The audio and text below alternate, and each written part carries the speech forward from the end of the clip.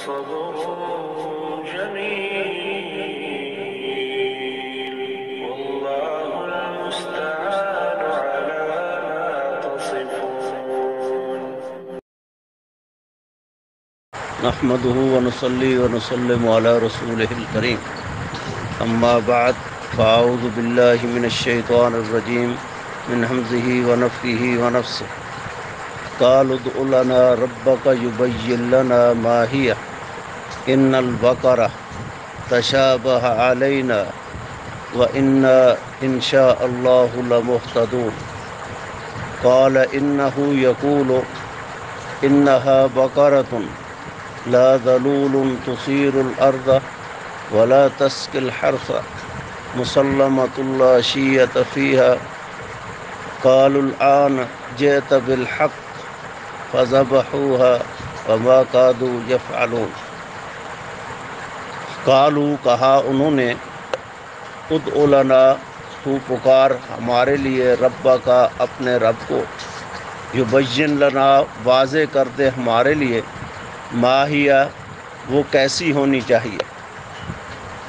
ان البقرہ کیونکہ بے شک گائے جو ہے تشابہ علینا متشابہ ہو گئی ہمارے اوپر وَإِنَّا اور بے شک ہم انشاء اللہ اگر اللہ نے چاہا لَمُهْتَدُونَ البتہ ہدایت یافتہ ہو جائیں گے. قال موسیٰ علیہ الصلوۃ والتسلیم نے کہا انہ یقول بے شک رب العالمین فرماتے ہیں انہا بقرۃ بے شک وہ گائے لا ذلول تثیر الارض وہ ایسی بھی نہیں ہونی چاہیے جس کے ساتھ تم کھیتی باڑی کرتے ہو، ہل چلانے والی نہیں ہونی چاہیے. ولا تسقی الحرث اور نہ ہی کھیتی کو پانی پلانے والی. مسلمۃ صحیح سلامت ہونی چاہیے. لا شیۃ فیہا اس میں کسی قسم کا نقص اور عیب نہیں ہونا چاہیے. قالوا انہوں نے کہا الآن جئت بالحق اب تو حق پر پہنچا ہے.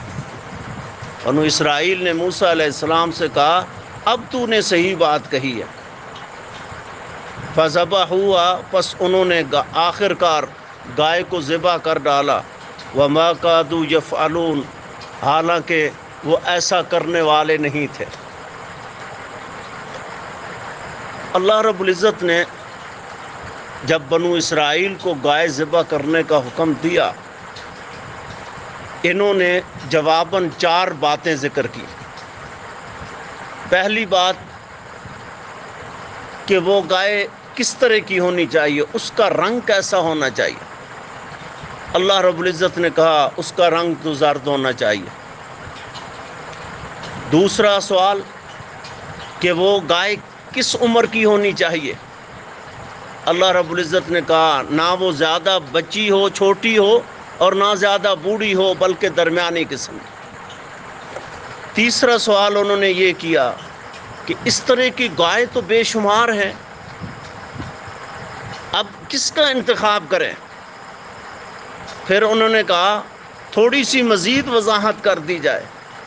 اللہ رب العزت نے کہا وہ گائے ایسی بھی نہیں ہونی چاہیے جس کے ساتھ تم کھیتی باڑی کرتے ہو، ہل چلاتے ہو، اور ایسی بھی نہیں ہونی چاہیے جس کے ساتھ تم کنویں سے پانی باہر نکالتے ہو. وہ بالکل صحیح سلامت ہونی چاہیے، نہ وہ خالص سفید ہو، نہ وہ خالص سیاہ ہو، نہ وہ خالص زرد ہو.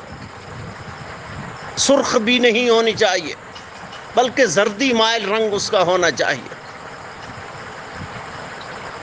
یہ توجیہات کرتے گئے، ہیلے کرتے گئے. اللہ رب العزت اس کے جواب کے اندر جو ہے وہ توضیح اور وضاحت فرماتے گئے. آخر کار لاجواب ہو گئے. اب ان کے پاس چاروں کار کوئی نہیں تھا، کوئی رستہ نہیں تھا نجات کا. آخر انہوں نے ذبح کرنی پڑی. بعض تفسیروں کے اندر لکھا ہوا ہے کہ جس شخص کے پاس گائے تلاش کرتے کرتے کرتے کسی کے پاس جاتے تو سفید ملتی، کسی کے پاس جاتے تو سیاہ ملتی، کسی کے پاس جاتے تو سرخ ملتی، کسی کے پاس جاتے اگر یہ ساری چیزیں نہ ہوتی تو جس کے پاس گئے ہیں حالانکہ وہ زرد رنگ کی ہے لیکن وہ کھیتی باڑی والی ہے، وہ پانی پلانے والی ہے، کسی کو دیکھتے تو وہ بوڑھی ہے، کسی کو دیکھتے تو وہ چھوٹی ہے۔ جتنی یہ باتیں کرتے گئے، جتنے ہیلے کرتے گئے، اتنا اللہ کا امر جو ہے وہ سخت ہوتا گیا، اس سختی کے اندر اضافہ ہوتا گیا۔ اب اس طرح ان ساری صفات کے ساتھ متصف جو گائے ہے اسے تلاش کرنا بہت مشکل ہو گیا۔ بالآخر ایک نوجوان کے پاس گئے، اس نے پہلے تو نہ دینے کا ارادہ کیا، اس نے کہا میں نے دینی نہیں، پھر انہوں نے منہ مانگی قیمتیں ادا کرنے کے بعد جو ہے وہ گائے حاصل کی، پھر اسے ذبح کر دیا۔ وما کادوا یفعلون، ایسی ان سے توقع نہیں تھی کہ یہ کر گزریں گے۔ اللہ رب العزت نے اس واقعہ کو ذکر کر کے امت مسلمہ کو یہ سبق سکھایا، یہ سبق دیا کہ جس طرح بنو اسرائیل اللہ کے اوامر کے اندر، اللہ کے احکامات کے اندر، اس کے دین اور شریعت کے اندر جو ہے جب انہوں نے مختلف قسم کی توجیہات کی، تعویلات کی اور اللہ کے دین، شریعت اور اوامر کو اپنے تابع کرنے کی کوشش کی، اس وقت یہ قوم تباہ و برباد ہو گئی۔ اگر تم بھی اللہ کے دین کو، شریعت کو، اس کے احکامات اور مامورات اور اوامر کو اپنے خواہش کے، اپنے من کے تابع کرنے کی کوشش کرو گے تو تم بھی تباہ و برباد ہو جاؤ گے۔ آج آپ دیکھیں، امت کی کتابیں پڑھ کے دیکھیں، امت کے مختلف گروہوں کے عقائد پڑھ کے دیکھیں، جو لا الہ الا اللہ پڑھنے والے ہیں، آپ ان کے عقائد دیکھیں، آپ حیران ہو جائیں گے۔ آپ ان کی اصول کی کتابیں دیکھیں، عجیب و غریب انہوں نے قواعد جو ہیں اور اصول بنا رکھے ہیں جو اللہ کے دین کے صراحتاً خلاف ہیں، کھلم کھلا خلاف۔ آئیے اس پہ ایک مثال رسالہ کرخی کی میں ذکر کرنا چاہتا ہوں۔ یہ چھوٹا سا کتابچہ ہے لیکن یہ ایک مذہب کے اصول کا کتابچہ ہے جس کو رسالہ کرخی کہتے ہیں۔ اس کے اندر لکھا ہوا ہے صفحہ نمبر 7 پر کہ اگر قرآن کی کوئی نص آ جائے، قرآن کی کوئی آیت آ جائے اور وہ ہمارے مذہب کے خلاف ہو تو ہم سب سے پہلے کوشش کریں گے کوئی جمع توفیق کی ایسی صورت نکالیں، اس قرآن کی آیت پہ بھی عمل ہو جائے اور ہمارے مذہب جو ہے وہ بھی محفوظ ہو جائے۔ اور اگر چاروں ناچار کوئی صورت ایسی نہ نکلے دونوں پر عمل کرنے کی، تو پھر ہم آخر میں یہ کہیں گے قرآن کی یہ نص منسوخ ہو چکی ہے، ختم ہو چکی ہے، لیکن ہمارا مذہب درست ہے۔ یہ کیسا مذہب ہے جو قرآن کے خلاف ہے؟ اور یہ کلمہ لا الہ الا اللہ پڑھنے والے ہیں۔ یہ میں کسی یہودی اور عیسائی یا کسی بنو اسرائیل کے فرد کی بات نہیں کر رہا، یہ امت کے اس گروہ کی بات کر رہا ہوں جو اپنے آپ کو توحید پرست بھی کہلواتا ہے، کلمہ لا الہ الا اللہ پڑھنے والا ہے، ہزاروں کتابیں لکھنے والا ہے، مذہب کا پرچار کرنے والا ہے اور اس کے اصول اور قاعدے کی کتاب ہے۔ پھر ہم محمد رسول اللہ صلی اللہ علیہ وسلم کی حدیث کو بھائی دیکھیں گے، اگر وہ حدیث ہمارے مذہب کے خلاف آئی، سب سے پہلے جو ہے ہم یہ کوشش کریں گے کوئی ایسا جمع توفیق کی صورت نکالی جائے تاکہ حدیث پر بھی عمل ہو جائے اور ہمارا مذہب بھی بچ جائے۔ اگر کوئی صورت نہ نظر آئی، آخر میں ہم یہ کہیں گے کہ یہ حدیث منسوخ ہو چکی ہے، ختم ہو چکی ہے، ہمارا مذہب اسی طرح درست ہے۔ دوسرے معنی میں یوں سمجھیں کہ یہ حدیث غلط ہے، ہمارا مذہب درست ہے۔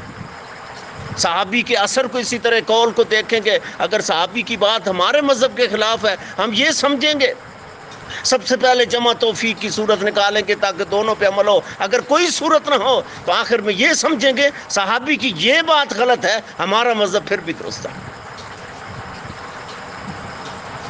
اگر بنو اسرائیل نے جو ہے اللہ کے دین اور اوامر کے اندر، احکامات کے اندر جو ہے اس طرح کی تعویلات کی، ہیل کا ہے، بہانے تلاش کیے، تو آج اس امت نے بھی اللہ کے دین کو برباد کرنے کے لیے کون سی صورت چھوڑی ہے؟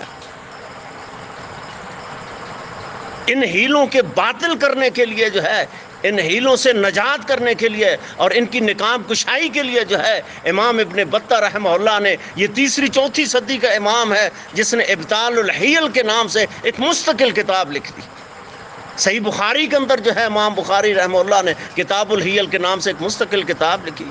اللہ ہمیں توفیق نصیب فرمائے، ہم ان کتابوں کا مطالعہ کریں اور ہمیں علم ہو لوگوں نے کیسی کیسی سازشیں کی اللہ کے دین کو برباد کرنے کے لیے، تباہ و برباد کرنے کے لیے کیسے کیسے ہیلے اور بہانے تلاش کر لیے۔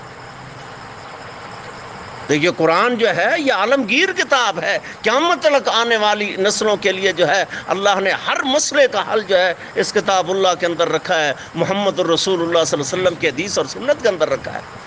دنیا کا کوئی مسئلہ ایسا نہیں ہے جس کی دلیل جو ہے قرآن سے نہ ملے یا محمد رسول اللہ صلی اللہ علیہ وسلم کی صحیح حدیث سے نہ ملے، کوئی مسئلہ ایسا نہیں ہے۔ اس لیے تو امام ابن خزیمہ رحمہ اللہ نے بڑا چوٹی کے محدث امام ہیں، ایک چوک میں کھڑے ہو کر کہا دنیا والوں کو کہ لاؤ دنیا والوں کوئی مسئلہ لے آؤ، میں اس مسئلے کے حل کے لیے جو ہے یا قرآن سے دلیل پیش کروں گا یا محمد رسول اللہ صلی اللہ علیہ وسلم کی حدیث سے پیش کروں گا۔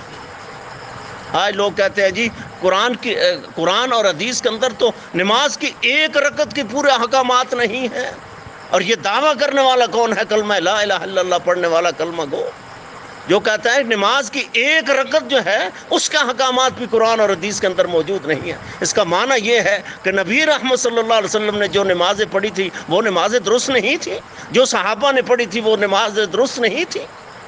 اگر قرآن کے اندر ثبوت نہیں ہے، حدیثوں کے اندر ثبوت نہیں ہے، پھر نبی رحمت صلی اللہ علیہ وسلم جو نمازیں پڑھی وہ کیسی نمازیں تھیں؟ صحابہ نے جو نمازیں پڑھی تھی وہ کیسی نمازیں تھیں؟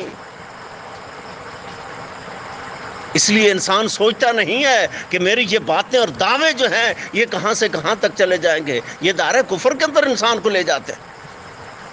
آئیے اللہ رب العزت نے اس واقعے کو ذکر کر کے ہمارے لیے بہت بڑے سبق چھوڑے ہیں۔ اس واقعے کے اندر بنو اسرائیل کے اس تذکرے کے اندر جو ہے امت مسلمہ کے لیے بڑی عبرتیں موجود ہیں، بڑے سبق موجود ہیں، بڑی نشانیاں موجود ہیں۔ اللہ رب العزت سے دعا ہے اللہ مجھے اور آپ کو کما حق ہو اس پہ عمل کی توفیق نصیب فرمائے، زندہ رکھے اللہ کتاب و سنت پہ موت نصیب فرمائے، کتاب و سنت